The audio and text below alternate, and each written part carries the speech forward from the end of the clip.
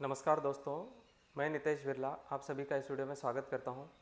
दोस्तों, इस वीडियो में हम डिस्कस करने वाले हैं जेईई मेन 2026 के क्वेश्चन को, जो कि हमारे क्लास 11th के फिजिक्स के topic mechanical properties of solid से हैं।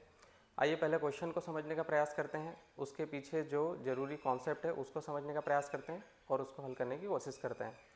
क्वेश्चन दिया हुआ है द स्ट्रेन स्ट्रेस प्लॉट, मतलब हमें एक ग्राफ दिया हुआ है स्ट्रेन और स्ट्रेस का for materials A B C and D.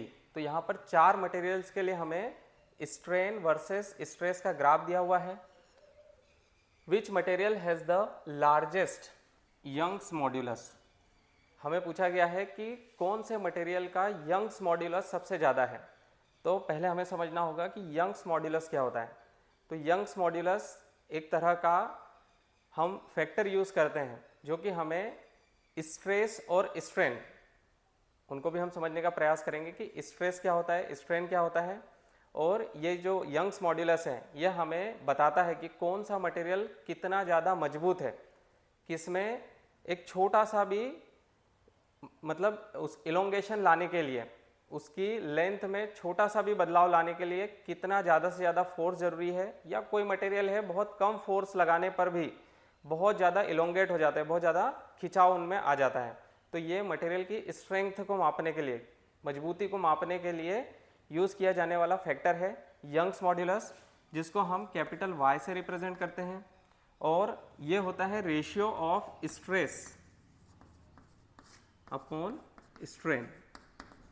और जो स्ट्रेस होता है force per unit cross sectional area.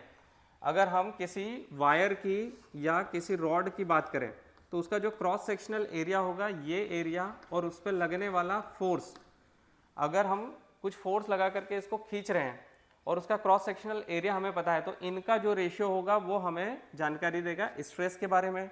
और स्ट्रेन, अगर कोई हमने एक निश्चित लेंथ एल का कोई रॉड लिया और उसको खींचा, और खींचने के बाद इसकी लेंथ में अगर कुछ परिवर्तन आ गया, सपोज कि इसकी लेंथ में डेल्टा एल परिवर्तन आ गया, तो स्ट्रेन हो जाएगा डेल्टा एल बाय एल।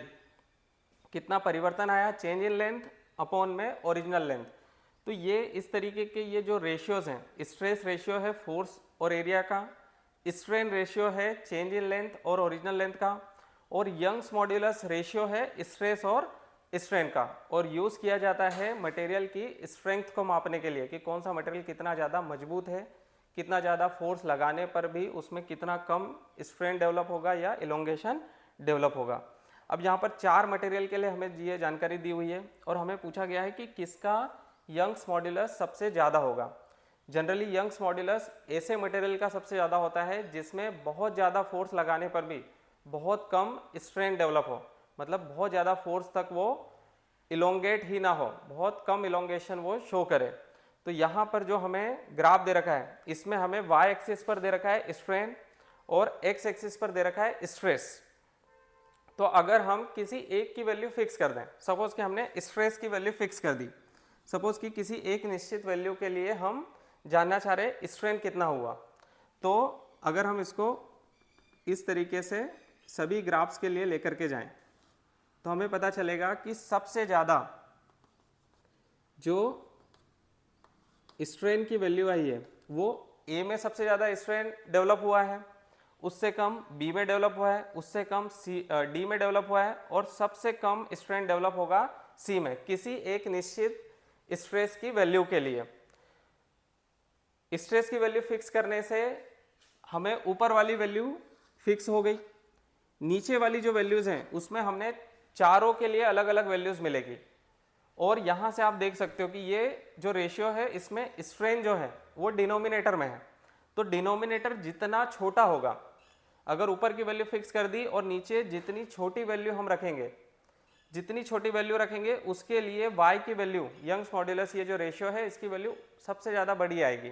तो यहाँ से हमें पता चला कि स्ट्रेस की वैल्यू फिक्स करने पर C के लिए स्ट्रेन की वैल्यू सबसे छोटी आ रही है। इसका मतलब यह है कि C जो मटेरियल है उसके लिए स्ट्रेस अपॉन स्ट्रेन का जो रेशियो है वो इन चारों के ग्राफ को देखते हुए सबसे ज़्यादा आएगा C के लिए।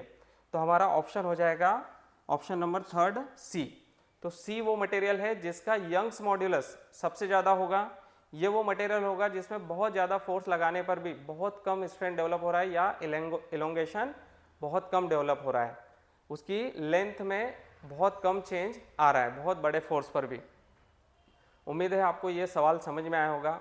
ऐसे ही और भी सवालों को देखने के लिए हमारे चैनल को जरूर सब्सक्राइब करें। Thank you.